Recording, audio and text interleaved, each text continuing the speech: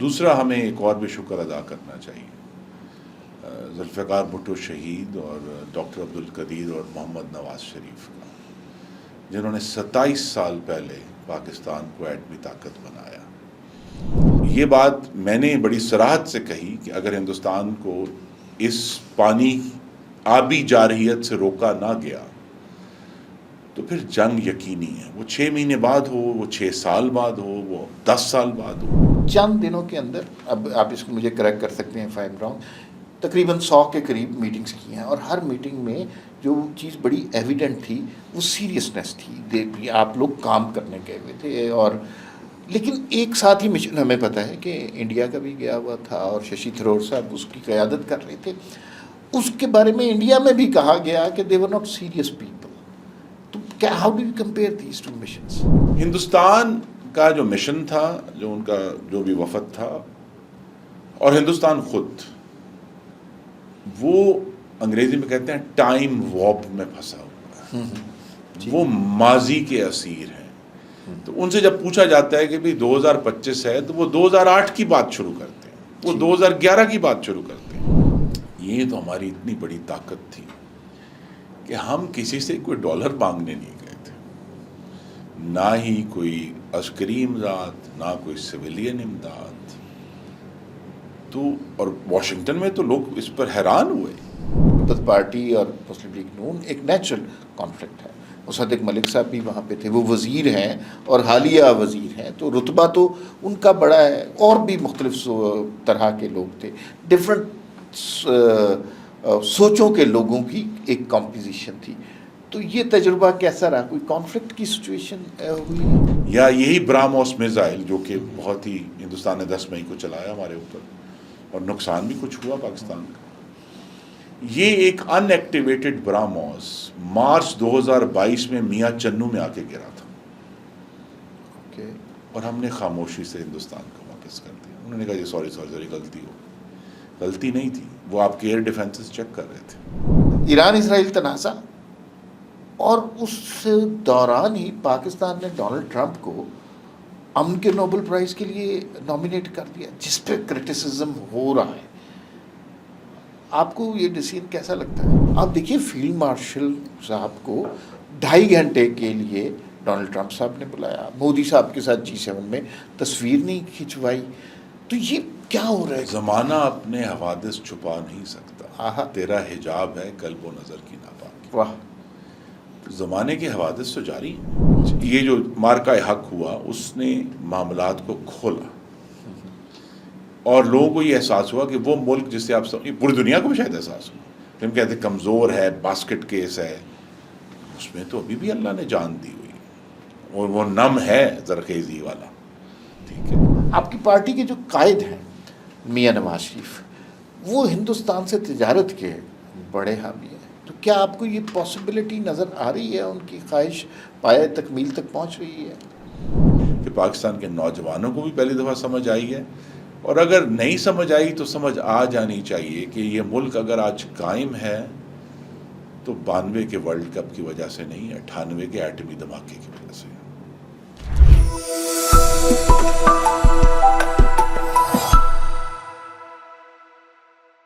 ناظرین السلام علیکم، وی نیوز ایکسکلوسیو میں آج ایک بہت ہی امپورٹنٹ انٹرویو آپ کے لیے لے کے آئے ہیں۔ آپ کو پتہ ہی ہے ابھی وزیر اعظم کا سفارتی مشن ملک سے باہر تھا، اور بڑے اہم کام کے سلسلے میں باہر تھا۔ بھارت نے جو جارحیت کی، پھر اس کے بعد بھارت کو جو ہزیمت آمیز شکست پاکستان فوج نے دی، اس کے بعد پاکستان نے اپنا کیس دنیا کے سامنے پریزنٹ کرنا تھا، اور بہت سکسیسفلی پریزنٹ کیا گیا۔ اس سفارتی مشن کے ایک بہت اہم رکن جو ہیں خرم دستگیر خان صاحب یہاں موجود ہیں، اور اس مشن نے کیا کام کیا، کس طرح ملاقاتیں کی، کتنی ملاقاتیں کی، کون سے رکن کی نے کیا بات کی، اور اس پر ہم بات کریں گے۔ خرم صاحب آپ کی تشریف آوری کا شکریہ۔ یہ بتائیے کہ کیسا رہا آپ کا یہ دورہ؟ جی، پہلے تو میں آپ کے ناظرین سے استدعا کروں گا کہ پوری قوم کو اللہ تعالیٰ کا بہت شکر ادا کرنا چاہیے۔ یہ ایک بڑی دیر کے بعد، ہم انگریزی میں کہیں گے a unique strategic moment, Urdu میں ایک یکتا تصویراتی لمحہ میں اللہ نے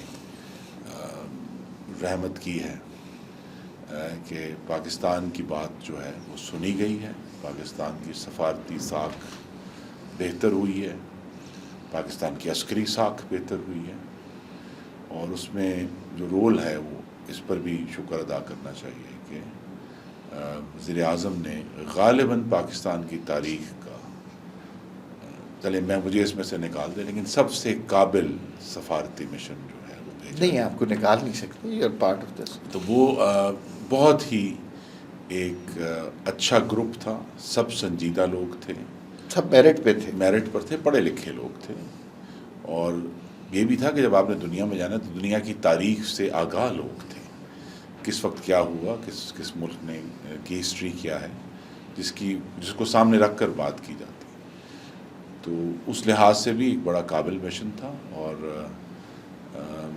دوسرا ہمیں ایک اور بھی شکر ادا کرنا چاہیے ذوالفقار بھٹو شہید اور ڈاکٹر عبدالقدیر اور محمد نواز شریف کا، جنہوں نے 27 سال پہلے پاکستان کو ایٹمی طاقت بنایا، کیونکہ وہ بھی اب فیصلہ تاریخ کے بڑے فیصلوں میں سے ایک پاکستان کی تاریخ میں بننے کے بعد گنا جائے گا، اور وہ بھی پاکستان کی ایک طاقت تھی جسے چاہتے نہ چاہتے ہوئے اب دنیا کو تسلیم کرنا پڑ رہا ہے۔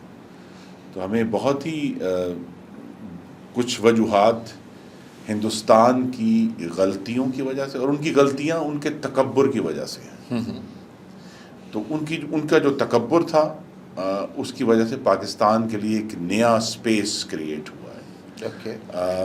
مثلا وہ اقوام متحدہ میں جانے سے مفرور ہیں، وہ نیو یارک گئے ہیں، وہ اقوام متحدہ کے اندر قدم نہیں رکھا ہوں گے۔ آپ یہ کہنا چاہ رہے ہیں، دس از امپورٹنٹ، کہ آپ یہ کہنا چاہ رہے ہیں کہ بھارت اقوام متحدہ سے فرار چاہ رہا ہے؟ جی، وہ بس وہاں وہ سمجھتے ہیں کہ وہاں وہ کمزور پچ پر ہے۔ Why is that? کیونکہ وہ بین الاقوامی قانون سے باہر نکلے، انڈس واٹر ٹریٹی انہوں نے انیبینس کی ہے، اور جس پہ ہم کم بات کرتے ہیں، لیکن چونکہ یہ سفارتی مشن تھا اور اس میں بطور وزیر دفاع غالباً میری ایک ان ریٹن ڈیوٹی تھی کہ میں جو دفاعی معاملات ہیں ان پر بات کروں، تو ہندوستان نے 10 مئی کو جو براموس میزائل کا استعمال کیا، جو کہ نیوکلیئر کیپیبل ہے، اگر چاہیں تو ان کے اندر نیوکلیئر وار ہیڈز بھی ہو سکتے ہیں، جو کہ ان کی بہت بڑی ایک ریکلیسنس تھی، یعنی غیر ذمہ داری تھی، تو اس کی وجہ سے بھی اس کا جواب نہیں ہے ان کے پاس کہ انہوں نے نیوکلیئر کیپیبل میزائلز کیوں یوز کیے، اور انہوں نے انڈس واٹر ٹریٹی سے باہر کیوں آئے، ٹھیک، اور انہوں نے بغیر ثبوت فراہم کیے پاکستان پر حملہ کیوں کیا۔ ان 3 سوالوں کے ان کے پاس جواب نہیں تھے، ٹھیک، تو لہٰذا وہ اب اقوام متحدہ کے اندر جانے سے وہ پیچھے ہٹے۔ ہمیں اس کی وجہ سے اقوام متحدہ نے سمجھیں کہ جتنے بھی گرم جوشی ہو سکتی ہے، وہ کہتے ہیں ود اوپن آرمز انہوں نے ہمیں ویلکم کیا، اور اس کی ایک وجہ یہ بھی ہے جو شاید پاکستان میں رہ کے ہمیں نہیں شاید پوری طرح آگاہی ہوتی، دنیا میں درجنوں ممالک کے آپس میں پانی کے معاہدے ہیں، اور وہ سب یہ چاہتے ہیں کہ بین الاقوامی قانون پر عمل درآمد ہو، ٹریٹیز کا تقدس ہو، ٹھیک، اور وہ بہت باریکی سے دیکھ رہے ہیں کہ اگر انڈس واٹر ٹریٹی جو 65 سال قائم رہی، اگر یہ فائنلی بریک ہوتی ہے تو پوری دنیا میں ایک بہت خراب پریسیڈنٹ جائے گا، اور اس سے ایک ہیجان پھیلے گا۔ تو سب کا انٹرسٹ UN کے اندر یہ تھا کہ یہ پانی کا معاہدہ جو ہے یہ قائم رہے، لیکن سب کچھ پازیٹیو نہیں تھا، یہ بھی آپ کے ناظرین کے لیے۔ ٹھیک، اقوام متحدہ نے اپنی معذوری کا بھی اظہار کیا، اوکے، کہ وہاں جو مختلف ادارے تھے، سیکرٹری جنرل تھے، انہوں نے یہ بھی کہا کہ ہندوستان کے اوپر ان کا جو اثر ہے وہ محدود ہے، چونکہ جب تک بڑی پاورز جو 5 سیکورٹی کونسل کی ہیں وہاں سے کوئی چیز موو نہیں ہوتی، اور چونکہ امریکہ مستقل اسرائیل کی وجہ سے اس نے جو سیکورٹی کونسل کو مفلوج کیا ہوا لٹرلی، اور بار بار، حالانکہ جو ہیومینیٹیرین جو قراردادیں آتی ہیں، پاکستان آ چکے رکن ہے اس 2 سال 2025 اور 26 میں، ایک منتخب رکن ہے، تو وہ مستقل اس کو بلاک کر رہے ہیں۔ تو جب اقوام متحدہ غازہ کے جو بلکتے سسکتے شہید ہوتے فلسطینیوں کی مدد کرنے میں ناکام ہو گیا ہے، تو وہ ایک بہت بڑا دھبا ہے. تو لہٰذا انہوں نے یہ ضرور کہا، ہمارے کیس کے ساتھ انہوں نے جو ہے پورا میں یہ کہوں گا کہ اس کو سپورٹ کیا، پانی کے کیس کو. جو ہم نے ایک اور جو بات میں پھر کہوں گا غیر رسمی طور پر میرے ذمے آ گئی، وہ یہ بھی تھا کہ اگر دنیا ہندوستان کو انڈس واٹر ٹریٹی میں واپس نہیں لاتی، اور نیشنل سیکیورٹی کمیٹی پاکستان کی نے یہ کہا ہے، ایک پالیسی ہے کہ ہندوستان نے اگر ہمارا پانی روکا تو ہم جنگ کریں گے. تو یہ بات میں نے بڑی صراحت سے کہی کہ اگر ہندوستان کو اس پانی آبی جارحیت سے روکا نہ گیا تو پھر جنگ یقینی ہے. وہ 6 مہینے بعد ہو، وہ 6 سال بعد ہو، وہ 10 سال بعد ہو. اور اس دفعہ جب جنگ ہوگی جو کہ ہندوستان کی غیر ذمہ داری کا حصہ ہے، اس جنگ اگلی خدا نخواستہ ہمیں اللہ تعالیٰ سے پناہ مانگنی چاہیے، اگلی جنگ میں پہلی چیز ہی میزائل چلیں گے. اور اب ہم نے ایران اسرائیل جنگ میں بھی یہ دیکھ لیا. تو وہ تو بہت جلدی ایک بھیانک صورتحال تک ہم پہنچیں گے. تو لہذا یہ بات دنیا کو میری نظر میں باور کرانا ضروری تھا. اور تھوڑی سی صراحت سے جب یہ بات کی گئی تو لوگوں نے سنی، اور اقوام متحدہ میں ہمیں بہت ہی مثبت رد عمل ملا. اچھا سر، کچھ بتائیں کہ کہاں کہاں گئے، کتنی میٹنگز ہوئیں، کس کس ملک کا دورہ کیا، کس کس سے بات ہوئی، اپنا کیس پاکستان کا کس کو جی دیکھیے، مثلا جیسے میں یہاں پہ ویسے میں آپ کو بتاؤں جتنی کوریج یہاں پہ ہونی چاہیے تھی اتنی نہیں ہوئی میرے خیال میں. ہمیں بہت زیادہ بس چند خبروں سے پتہ چلتا تھا کہ آپ لوگ یہ کر رہے ہیں. تو آپ کی جی دیکھیے، ہم پہلے نیو یارک گئے، وہاں تو پورا ایجنڈا یونائٹڈ نیشنز تھا. تو لہٰذا ہم وہاں جو سیکیورٹی کونسل کی سربراہ ہیں اس وقت گیانا، ہر مہینے تبدیل ہوتی ہے صدارت، اگلے مہینے پاکستان کی باری. تو گیانا کی سربراہ ان سے ملے، انہوں نے بڑی اچھی گفتگو کی. پھر ہم جو جنرل اسمبلی کے اس وقت سربراہ ہیں ان سے ملے. پھر ہم تمام اسلامی ممالک کے سفراء سے اکٹھے ملے ایک یکجہتی کے لیے. اس میں انہوں نے پاکستان کے ساتھ بھی یکجہتی کی اور فلسطین کے اوپر بھی ایک طویل گفتگو ہوئی. پھر ہم جو مختلف ان کے کلیدی افسران ہیں، مثلا سیکرٹری جنرل ہیں، جو لوگ ان کے سیکیورٹی اور پانی کو دیکھتے ہیں، ان سے گفتگو ہوئی. پھر جو ان کی مختلف کمیٹیز ہیں ان سے گفتگو ہوئی.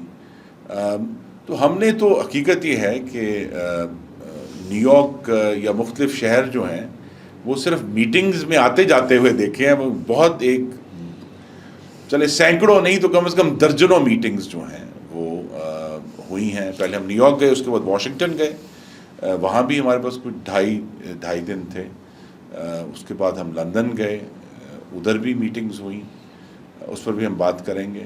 اور پھر ہم برسلز گئے جہاں یورپین کمیشن کا ہیڈ کوارٹر ہے، وہاں کچھ میٹنگز تھیں. پھر جو یورپین پارلیمنٹ ہے وہ اسٹراسبرگ فرانس میں ملتی ہے. پھر ہم آخری جو ہمارا حصہ تھا وہ اسٹراسبرگ میں تھا، جہاں پھر ہم نے یورپین پارلیمنٹ کی جو مختلف کمیٹیاں ہیں اور اراکین ہیں، ان کی جو خارجہ پالیسی کمیٹی کے سربراہ ہیں، ان کی جو ان کا ایک ساؤتھ ایشیا ڈیلیگیشن کہلاتا ہے، ان سے گفتگو کی. ان کی جو وائس پریزیڈنٹ تھیں وہ ہمیں ملنے آئیں. اسی طرح برسلز میں بھی اس کے 2 حصے تھے. برسلز میں یورپین کمیشن جو ہے اس کے جو مثلا ساؤتھ ایشیا کے سربراہ تھے، فارن افیئرس کے سربراہ تھے. اوور آل ان کے جو مختلف کمشنریٹ بنے ہوئے ہیں، مختلف کمیشنز ہیں. سر ہمارے دوست نے بتایا کہ یہ جو میٹنگز ہیں پاکستانی سفارتی مشن نے چند دنوں کے اندر، اب آپ اس کو مجھے کریکٹ کر سکتے ہیں فائم رانگ، تقریباً 100 کے قریب میٹنگز کی ہیں. اور ہر میٹنگ میں جو چیز بڑی ایویڈنٹ تھی وہ سیریسنس تھی. آپ لوگ کام کرنے گئے ہوئے تھے. اور لیکن ایک ساتھ ہی مشن ہمیں پتہ ہے کہ انڈیا کا بھی گیا ہوا تھا اور ششی تھرور صاحب اس کی قیادت کر رہے تھے. اس کے بارے میں انڈیا میں بھی کہا گیا کہ they were not serious people. تو کیا how do you compare these two missions? جی میں تو اللہ تعالیٰ کا شکر ہی ادا کر سکتا ہوں. بڑے عرصے کے بعد پاکستان کو اللہ نے ایک واضح سفارتی برتری دی ہے. اس کی 2 وجوہات ہیں جو دنیا نے ریکگنائز کی. ایک 2 لفظ میں بار بار سننے کو ملے، پاکستان وزڈم، اس کا بھی ایک خاص مطلب ہے، اور دوسرا پاکستان ٹرانسپیرنسی. اوکے. وزڈم یہ تھی کہ جب ہندوستان نے وہ میزائل ہم پر پھینکے تو پاکستان نے اس کو ایسکیلیٹ نہیں کیا اور اس کا جو متناسب جواب تھا وہ دیا اور اس کے بعد سیز فائر ہو. تو اس کو پوری دنیا نے سراہا, دنیا دیکھ رہی تھی. دوسرا آئی تھنک میرے لیے ایک بڑی دلچسپ یہ, آپ بھی اس کے طالب علم ہیں, میں بھی طالب علم, کہ پاکستان نے جو میڈیا کے اوپر آ کر اپنی جو بریفنگز کی اور پوری دنیا میں, آئی تھنک اس پہ وزیر اعظم اور وزیر خارجہ اسحاق ڈار صاحب بھی مبارک کے مستحق ہیں, انہوں نے جو انسٹرکشنز دیں تو ہمیں سب نے کہا, یو این میں بھی اور دوسرے میں, کہ ہمیں آپ کے سفیر نے اس پورے ایپیسوڈ میں آ کر بار بار بریف کیا ہے. ٹھیک. تو وہ جو پاکستان کی شفافیت تھی, انفارمیشن جو جس طرح شیئر کی گئی, اس کو بھی سب نے, یعنی نیئر یونیورسل اس کی تعریف ہوئی ہے. ایک منٹ, دوسری طرف جو تھا, آپ نے ہندوستان کی بات کی, ہندوستان کا جو مشن تھا, جو ان کا جو بھی وفد تھا, اور ہندوستان خود, وہ انگریزی میں کہتے ہیں ٹائم وارپ میں پھنسا ہوا ہے. وہ ماضی کے اسیر ہیں. تو ان سے جب پوچھا جاتا ہے کہ بھئی 2025 ہے, تو وہ 2008 کی بات شروع کرتے ہیں, وہ 2011 کی بات شروع کرتے ہیں. تو لہذا وہ ماضی میں جو پاکستان کے اوپر ان کے الزامات تھے, جس پر ان کو کامیابی حاصل ہوئی تھی, وہ دوبارہ اٹھا لیتے ہیں. دلچسپ بات یہ ہے کہ افغانستان سے امریکہ کے نکلنے کے بعد دنیا اب وہ پرانی باتیں سننے کے لیے تیار نہیں. ٹھیک ہے. اور اس کا جو آپ اگر اگلا گفتگو ہوگی تو اس پہ کہ واشنگٹن میں اس کا بہت بڑا اثر ہوا ہے, یہ جو افغانستان سے نکلنے کے بعد کی صورتحال. ایک چیز کا اثر اور بھی ہوا ہوگا, and correct me if I am wrong, Pakistan کا وفد جب بھی باہر جاتا ہے, and it is very unfortunate to say, ہم بیرون ملک کیوں جاتے ہیں؟ ہم پیسے مانگنے جاتے ہیں, ہم کہتے ہیں مدد دے دیں, فنڈز دے دیں, قرضہ دے دیں. اس مشن کا آبجیکٹو ڈفرینٹ تھا. تو یہ تو عمار صاحب, میں تو چونکہ میں نے آغاز ہی اللہ کے شکر سے کیا تھا, یہ تو ہماری اتنی بڑی طاقت تھی کہ ہم کسی سے کوئی ڈالر مانگنے نہیں گئے تھے, نہ ہی کوئی عسکری امداد, نہ کوئی سویلین امداد. تو اور واشنگٹن میں تو لوگ اس پر حیران ہوئے, اور ہم چونکہ ایک امریکیوں کی خاص لگتا ہی ہے کہ بڑی کھل کر بات کریں, انہوں نے کہا what can we do for you. ان کا یہ خیال تھا کہ ہم کوئی پیسے مانگیں گے یا کہیں گے ہمیں کوئی ہتھیار دے دیں. ہم نے کہا ہم تو آپ سے پیسے لینے نہیں آئے, ہم تو آپ سے صرف یہ کہنے آئے ہیں کہ ہندوستان کو پر یہ اثر ڈالیں کہ وہ انڈس واٹر ٹریٹی میں واپس آئے اور اپنا جو اس کا نیوکلیئر پوسچر ہے اس کو درست کرے, ورنہ جنگ ہوگی. اس کو روک لیں آپ روک سکتے ہیں. امریکہ واحد ملک ہے جس کا اس طرح اثر ہے. اچھا, وہاں جو ہے ایک اور آئی تھنک ہمیں مشاہدہ ہوا, دنیا ہندوستان کی سفارتی رونق سے نالاں ہے. اوکے, ٹھیک ہے. پچھلے کچھ سالوں سے جو ان کا پوسچر ہے, جیسے ابھی ان کے فارن افیئرز منسٹر یورپ تشریف لے گئے تھے, تو انہوں نے بڑی رونق سے کہا کہ ہمیں پارٹنرز چاہیے, ہمیں پریچرز نہیں چاہیے, ہمیں بھاشن نہ دیں. جب ان کو ہیومن رائٹس کا سے بھاشن دیے تو دنیا نالاں تھی. تو وہ بھی ایک فرسٹریشن ہے ہندوستان کے مقابلے. دوسری ایک اسٹریٹیجک فرسٹریشن ہے, اس کا بھی فیصلہ ہونا ہے کہ وہ کس حد تک ہے, اس کی شدت کیا ہے, لیکن وہ موجود ہے اور ہمیں سنائی دی وہاں. وہ یہ ہے کہ پچھلے 25 سال سے امریکہ اور مغربی دنیا, لیکن امریکہ سب سے زیادہ ہندوستان کو سپورٹ کر رہا ہے کہ وہ پاکستانی زبان میں کہ یہ جنوبی ایشیا کا ایس ایچ او بنے اور چائنا کے خلاف کھڑا ہو جائے. اور ہندوستان اس سے یہ کام کرنے میں ناکام ہو گیا. جب بھی چائنا کے ساتھ ان کی مخاصمت ہوئی ہے, ہندوستان نے مفاہمت کی ہے, اور یہ ایک دفعہ نہیں بار بار ہوا. وہ بھی ایک اسٹریٹجک فرسٹریشن ہے کہ جس ملک کو دیکھیں, سب سے بڑی جو امریکہ کے پاس طاقت تھی وہ انہوں نے 2004 میں ہندوستان کے لیے استعمال کی, اور ان کو نیوکلیئر سپلائرز گروپ کی ایگزمپشن لے کے ٹھیک ہے, ان کو سویلین نیوکلیئر ٹیکنالوجی تک ان کی رسائی ہو. تو وہ جو ہے، اور اب اس کے بعد درجنوں دفاعی معاہدے ہوئے ہیں، ٹیکنالوجی کے مفاہدے ہوئے ہیں کہ آئی فونز بنیں گے انڈیا میں، زبردستی امریکہ پش کر رہا ہے. ٹرمپ نے تھوڑا پل بیک کیا، لیکن 25 سال سے تو پش بیک ہو رہا تھا کہ جی انڈیا کو سپورٹ کرنا ہے. انڈیا نہیں کھڑا ہو سکا چائنا کے خلاف. ٹھیک. تو ان کی جو اسٹریٹجک کیلکولیشن ہے کہ جی یہ انڈو پیسفک ہوگا، اور وہ ہندوستان کو یہ کہتے تھے نیٹ سیکیورٹی پرووائڈر. اگر میں اس کا خلاصہ کر سکوں، جس ملک نے پورے جنوبی ایشیا کو جو ہے سنبھالنا تھا، وہ اپنی پاکستان مخالف اور اسلام مخالف دلدل میں دوبارہ دھس گیا. بالکل صحیح، بالکل صحیح. سر آخری سوال اس مشن کے حوالے سے، ظاہر ہے آپ سے بہت ساری باتیں کرنی ہیں. مشن کی کمپوزیشن، ویسے تو بڑے لائق لوگ تھے، آپ نے کہا کہ پاکستان کی تاریخ میں شاید پہلی دفعہ میرٹ پہ کوئی چیز ہوئی ہے، اتنے اچھے لائق لوگ منتخب کیے گئے. کمپوزیشن ذرا ٹرکی تھی. بلاول بھٹو بہت لائق آدمی ہیں، فارن افیئرس کے منسٹر بھی رہے ہیں، لیکن اس وقت وہ گورنمنٹ کو ریپرزینٹ نہیں کرتے، اور ان کا تعلق آپ کی مخالف پارٹی سے، پیپلز پارٹی اور مسلم لیگ نون، ایک نیچرل کانفلکٹ ہے. مصدق ملک صاحب بھی وہاں پہ تھے، وہ وزیر ہیں اور حالیہ وزیر ہیں، تو رتبہ تو ان کا بڑا ہے. اور بھی مختلف طرح کے لوگ تھے، ڈفرینٹ سوچوں کے لوگوں کی ایک کمپوزیشن تھی.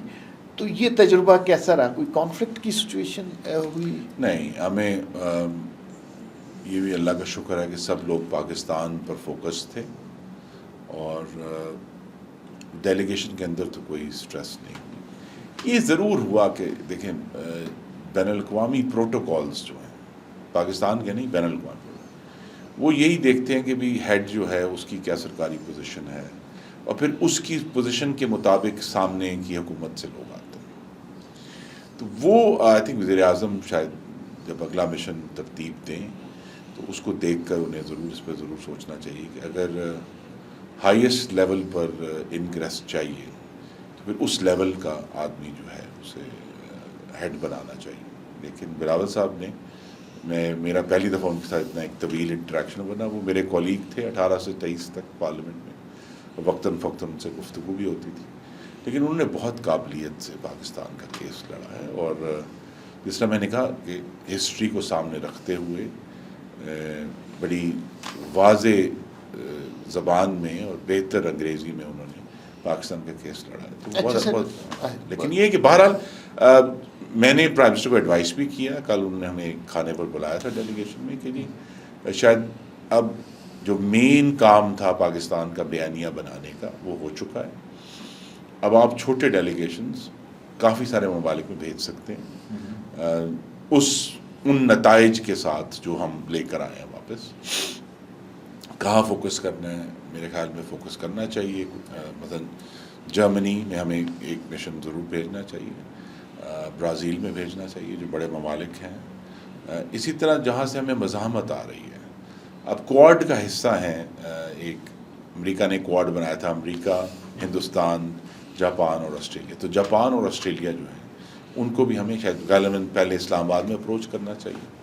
لیکن یہ ہے کہ ڈیلیگیشنز کے حوالے سے اگر اسی طرح قابل لوگ بھیجے گئے تو پاکستان کا سفارتی فائدہ بھی ہوگا، آنے والے دنوں میں معاشی فائدہ بھی ہوگا. اور ایک اور چیز جو ابھی ہم بات کریں گے غالباً ایران اسرائیل کے اوپر. جی جی. ایران اسرائیل جنگ کے بعد ایک نئی ایٹمی دوڑ شروع ہوگی.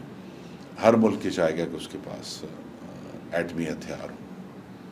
جب یہ ایک نئی دوڑ شروع ہوگی تو اس میں بھی پاکستان کا بہت اہم کردار ہوگا. ٹھیک ہے. اچھا سر، مجھے یہ بتائیے کہ یہ تو ہو گیا سفارتی مشن، بڑا کامیاب رہا، اللہ کا بہت شکر ہے، اور بہت اچھے طریقے سے پاکستان کو ریپرزینٹ کیا گیا، سارے ہی بڑے لائق فائق لوگ تھے. ایک اور شکر ویسے مجھے کرنا ہے. دیکھیں، ایک شکر یہ ہے کہ جب 1998 میں ہندوستان نے ایٹمی دھماکے کیے تو اللہ تعالیٰ کا کرم تھا کہ محمد نواز شریف وزیر اعظم تھے، ان کے ساتھ جو عسکری ٹیم تھی انہوں نے ایک درست فیصلہ کیا. اور 2025 میں جب ایسا موقع آیا تو شہباز شریف وزیر اعظم تھے اور ان کے ساتھ فیلڈ مارشل بعد میں بنے. دونوں دفعہ جو فرق ہے وہ جس طرح علامہ اقبال نے کہا تھا نا، ہو جرت نمو کی تو فضا تنگ نہیں ہے. یہ جو جرت کی بات ہے نا، یہ شکر، میں نے تو یہ شکر کرنا ہے کہ وہ لوگ نہیں تھے کہ ہندوستان نے کشمیر پر قبضہ کر لیا، انہوں نے کہا ہم ڈیڑھ منٹ پتہ نہیں جمعے کے روز کھڑے رہیں گے. یہ جواب ہے ہندوستان کو. یا یہی براموس میزائل جو کہ بہت ہی ہندوستان نے 10 مئی کو چلایا ہمارے اوپر اور نقصان بھی کچھ ہوا پاکستان کا.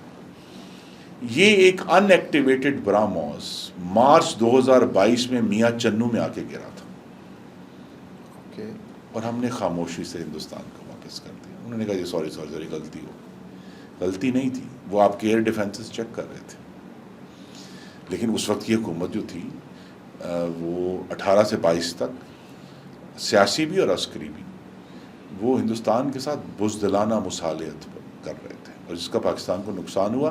اور اسی وجہ سے جب نریندر مودی نے جنگ کے بعد پہلی تقریر کی تو انہوں نے حیرانی کا اظہار کیا کہ پاکستان نے تو ہم پر ہی حملہ کر دیا. اگر آپ کو یاد ہو تو وہ یعنی وہ حیران و پریشان ہو گئے کس پہ کرنا تھا. ہاں تو وہ نہیں، ان کا یہ خیال تھا کہ 18 سے 22 کا جو پیریڈ وہ والا زمانہ، ہاں وہ والا زمانہ جو عمران خان صاحب تھا، کا ان کا یہ خیال تھا کہ جی اس وقت تو کوئی جواب نہیں آ رہا. ٹھیک ہے، ابھی نندن کو بھی انہوں نے خاموشی سے واپس کر دیا. خان صاحب کہا کرتے تھے کہ تو کیا پھر میں میڈیا پہ حملہ کر دوں. ہاں میں میڈیا پر حملہ کر دوں. اچھا سر تھوڑا سا اب واپس آئے. ایک آپ جب گئے ہوئے تھے بہت دنیا بہت تبدیل ہو گئی، تو آپ نے زیادہ باہر جانا نہیں ہے کیونکہ دنیا کو بہت کو تبدیلیاں ہو جاتی ہیں. ایران اسرائیل تنازع، اور اس دوران ہی پاکستان نے ڈونلڈ ٹرمپ کو امن کے نوبل پرائز کے لیے نامینیٹ کر دیا، جس پہ کرٹیسزم ہو رہا ہے. آپ کو یہ ڈیسیژن کیسا لگتا ہے؟ جی اصولی طور پہ تو جسٹیفائڈ نہیں ہے. نواز شریف صاحب کو اس کا پتہ ہے؟ مجھے یقین ہے اگر ان کی انڈورسمنٹ ان کی انڈورسمنٹ ہے، لیکن مجھے اندازہ نہیں ہے، لیکن میں یہ کہوں گا کہ اسٹیٹ کرافٹ میں جسٹیفائڈ ہے. اسٹیٹ کرافٹ کیا ہے؟ How do you justify that? State craft کیا ہے؟ اسٹیٹ کرافٹ یہ ہے کہ امریکہ میں وائٹ ہاؤس اور اسٹیٹ ڈپارٹمنٹ میں ہمیشہ ایک تناؤ سا رہتا ہے فارن پالیسی کے حوالے سے، لیکن اس دفعہ مکمل غلبہ ہے وائٹ ہاؤس کا. وہ جو جسے ہم کہتے ہیں نا جی، یہ جو بڑے ایڈوانسڈ ممالک ہیں ان کا پورا ایک پالیسی پروسیس ہے، وہاں پروسیس کے ذریعے پالیسی بنتی ہے. اب وہ نہیں بن رہی.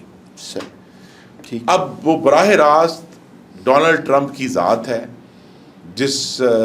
جو پالیسی بناتی ہے، جب اس کا جی چاہتا ہے وہ ٹویٹ کرتے ہیں، وہ بنا دیتے ہیں. ہی از ایکسٹریملی انپریڈکٹیبل. ہاں ٹھیک ہے. اور یہی شاید ان کی سب سے بڑی اسٹرینتھ ہے کہ وہ کہتے ہیں کہ ٹوٹلی ان انہیبٹڈ ہے. وہ جب مثلا کل انہوں نے ایک عجیب و غریب لفظ تک گالی کا استعمال کر دیا، اور اب وہ اس پر خوش ہیں کہ اس کی وجہ سے کام رک گیا ہے. ان کا یہ خیال ہے کہ جو تو لہذا وہاں ہمیں، اگر ہم نے امریکہ کی پالیسی کو انفلوئنس کرنا ہے، جس طرح میں نے کہا اب ہم ڈالرز کے لیے نہیں کر رہے، ہم کسی ہتھیار کے لیے نہیں کر رہے، ہم تو صرف پاکستان کے امن کے لیے کر رہے ہیں، تو ہمیں بہرحال اس تک انگریس چاہیے. یہ ایک ڈیبیٹیبل پوائنٹ ہے جو نامینیشن ہوئی ہے، لیکن بہرحال جو واشنگٹن میں اس وقت حالات ہیں اس میں دوسری سائڈ پر بھی تھوڑا سا آگے. اچھا یہ ہماری تو سر مجھے بتائیں یہ کیسے ہوگا؟ مجھے تو یہ لگتا ہے کہ پاکستان کی لاٹری نکل آئی ہے. تھوڑے عرصے پہلے اسی ملک میں ہم ذکر کر رہے تھے کہ پاکستان تو سری لنکا بننے لگا ہے، اور یہاں پہ تو بینکرپسی آنے والی ہے، حالات خراب ہو گئے ہیں، 2 دن کا پیٹرول نہیں ہے، 1 دن کی بجلی نہیں ہے. اور پھر ایک جنگ ہوئی. اس جنگ کے بعد مجھے یوں لگتا ہے کہ چائنا بھی ہمارے ساتھ، خیر ہمیں ہمیشہ سے ہمارے ساتھ رہا ہے، رشیا بھی ہمارے ساتھ ہے، امریکہ میں بھی. آپ دیکھیے فیلڈ مارشل صاحب کو 2.5 گھنٹے کے لیے ڈونلڈ ٹرمپ صاحب نے بلایا، مودی صاحب کے ساتھ G7 میں تصویر نہیں کھنچوائی. تو یہ کیا ہو رہا ہے؟ زمانہ اپنے حوادث چھپا نہیں سکتا، تیرا حجاب ہے قلب و نظر کی ناپاکی. واہ. زمانے کے حوادث تو جاری ہیں، اور اگر آپ میں جرت نہیں ہے ان کو کیچ کرنے کی، اگر پاکستان کا عسکری سربراہ یہ کہے کہ ہمارے پاس تو ٹینکوں میں ڈالنے کے لیے پیٹرول نہیں ہے، یہ آن ریکارڈ ہے. عمران خان صاحب نے فرمایا تھا؟ نہیں، یہ باجوہ صاحب نے فرمایا تھا، جنرل باجوہ نے فرمایا تھا. اچھا. ٹینکوں میں ڈالنے کے لیے پیٹرول نہیں. تو یہ جو کمزوری کی بات ہے یہ عام زندگی میں بھی، لیکن اسٹیٹ کرافٹ میں تو بہت ہی اہم ہے. یہ بات ضرور ہے کہ بڑھ کے نہیں مارنی چاہیے. ٹھیک. جس طرح آج کل ہندوستان کے وزیر اعظم اور وزراء جو ہیں بار بار بڑھ کے مارتے ہیں.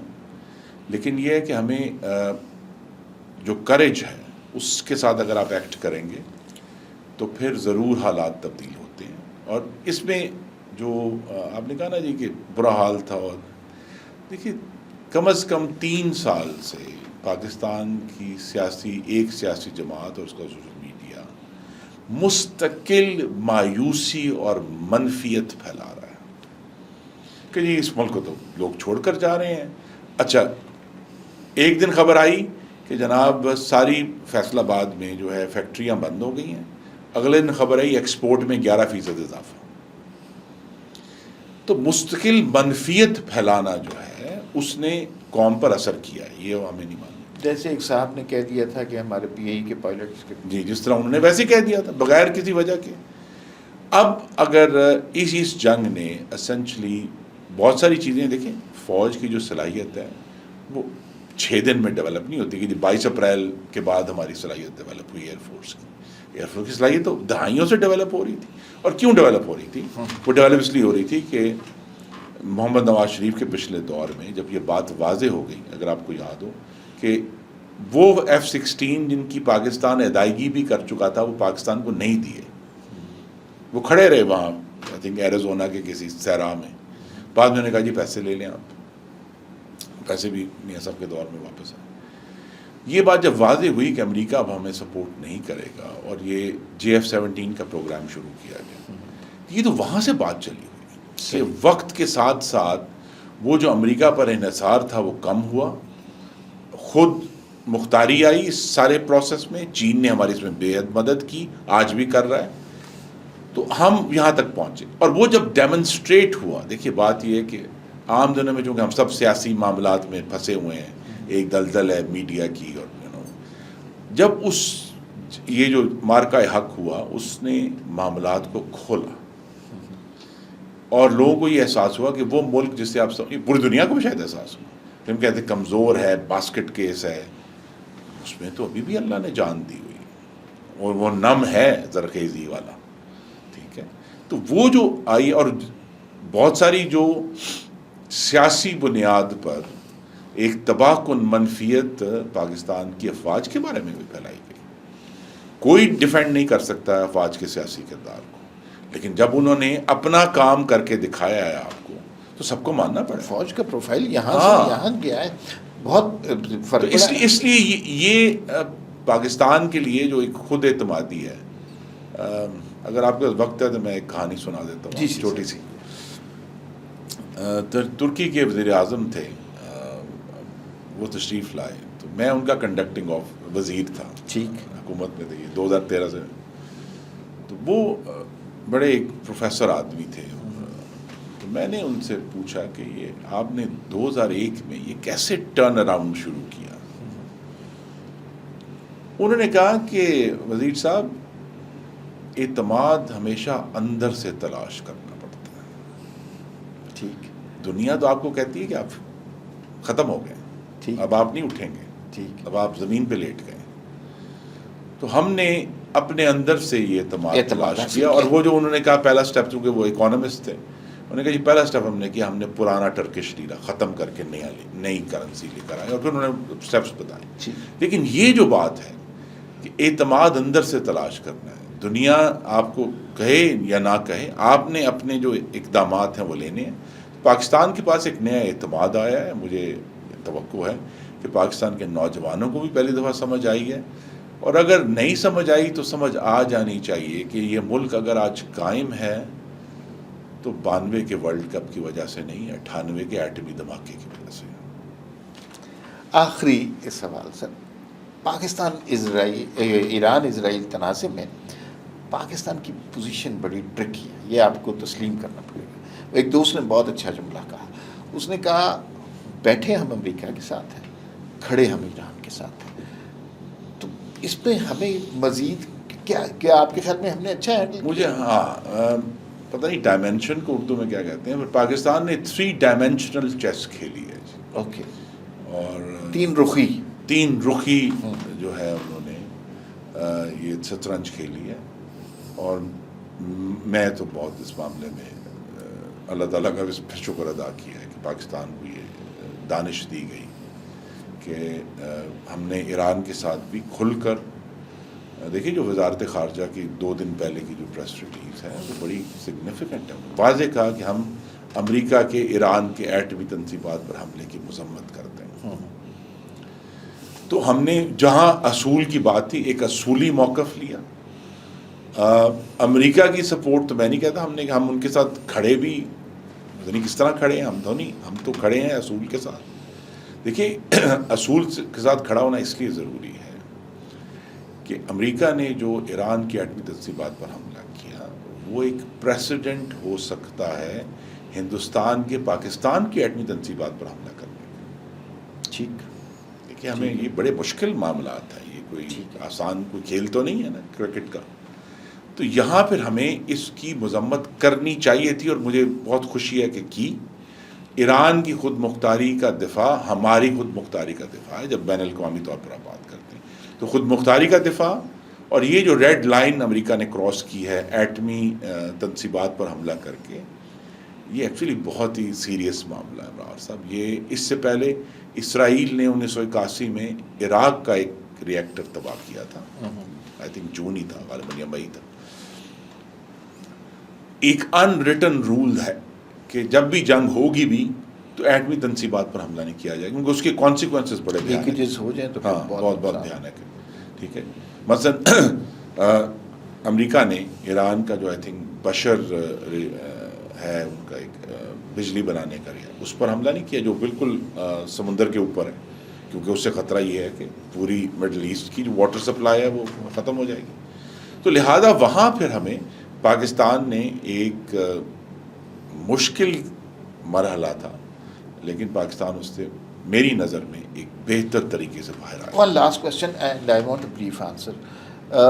سر آپ گئے پاکستان کے سفارتی مشن کے ساتھ ساری دنیا میں اپنا کیس پلیڈ کیا, بڑے بہترین طریقے سے کیا, اور بیسیکلی ہندوستان کی جارحیت کے خلاف بات کی. آپ کی پارٹی کے جو قائد ہیں میاں نواز شریف, وہ ہندوستان سے تجارت کے بڑے حامی ہیں. تو کیا آپ کو یہ پاسبلٹی نظر آ رہی ہے, ان کی خواہش پایہ تکمیل تک پہنچ رہی ہے؟ جی, خواہش ان کی اصولی طور پر درست ہے. یہ دیکھا گیا کہ جو ممالک آپس میں تجارت کرتے ہیں وہ جنگ کم ہی کرتے ہیں آپس میں. لیکن اس وقت تو جب تک یہ مودی رجیم ہے, اس نے پہلے بھی پاکستان کو سٹون وال کیا, تو ان کی اس کی موجودگی میں تو بہت کم چانس ہے کہ اس میں ہم کوئی پیش رفت کر سکیں. میں ابھی جب یہ ڈسکشن ہو رہی تھی اس مشن سے پہلے بھی, تو وہ کہا گیا کہ یہ آخری دفعہ کب بات ہوئی تھی. آخری دفعہ بات میں نے کی تھی بطور وزیر تجارت 2014 میں ہندوستان سے جو ایک سویلین نیگوسیشن ہے, وہ 2014 کے آغاز میں 2.5 مہینے میں نے کی تھی بطور وزیر تجارت. تو میں نے کہا جی میں آخری بندہ, اس کے بعد تو کسی نے, اس کے بعد صرف ڈی جی ایم اوز کا آپس میں ڈائلاگ ہوا ہے, اور تو کوئی ڈائلاگ ہوا نہیں. لیکن یہ ہے کہ وہاں وہ اس لیے ہو سکا کہ منموہن سنگھ کی حکومت تھی. اس حکومت میں تو جب سے مودی صاحب آئے ہیں 2014 کے موسم گرما میں, تب سے تو کوئی ہمیں ایک یعنی مثبت ذرا سا بھی قدم نہیں ہے. مثلا اگر آپ 2018 سے 22 کے دور کو دیکھیں, اس کو کوئی بھی نام دیں, لیکن کیا اس مصالحت یا بزدلانہ تھی یا صرف مصالحت تھی, کیا اس کے نتیجے میں ہندوستان کی پالیسی 1 انچ بھی تبدیل ہوئی؟ نہیں ہوئی. تو اگر مصالحت کر کے بھی اتنی زیادہ کہ کشمیر پر انہوں نے قبضہ کر لیا اور پاکستان نے کوئی ریئیکشن نہیں دیا, ہندوستان کو چین نے 2020 گرمیوں میں ایک بڑی زبردست شکست دی, ہم نے اس کا کوئی اسٹریٹجک فائدہ نہیں اٹھایا. تو اگر وہ مصالحت کر کے بھی ہندوستان 1 انچ نہیں پیچھے واپس آیا مصالحت کی طرف, تو پھر ابھی تک تو I think for the time being تو ایسا کوئی چانس نہیں. اس کی یہ ایک اصولی طور پر درست بات ہے آنے والے دنوں میں, لیکن جب تک کوئی وہاں سے نرمی نہیں ہوتی تو ابھی تک تو ہم, حقیقت یہ ہے کہ ہمارا ایک, اور یہ بھی قوم کو ایک مشکل پیغام آپ کے توسط سے, کہ ہمارے پاس کوئی اطمینان یا انگریزی میں کہتے ہیں کمپلیسنسی کی گنجائش نہیں ہے. سیز فائر ہوا ہے, امن نہیں ہوا. بہت شکریہ خرم دستگیر صاحب آپ کی تشریف آوری کا. ہمیشہ آپ سے بات کرتے ہیں, کچھ سیکھنے کا موقع ملتا ہے. Thank you very much. بہت شکریہ, آپ نے مجھے مدعو کیا.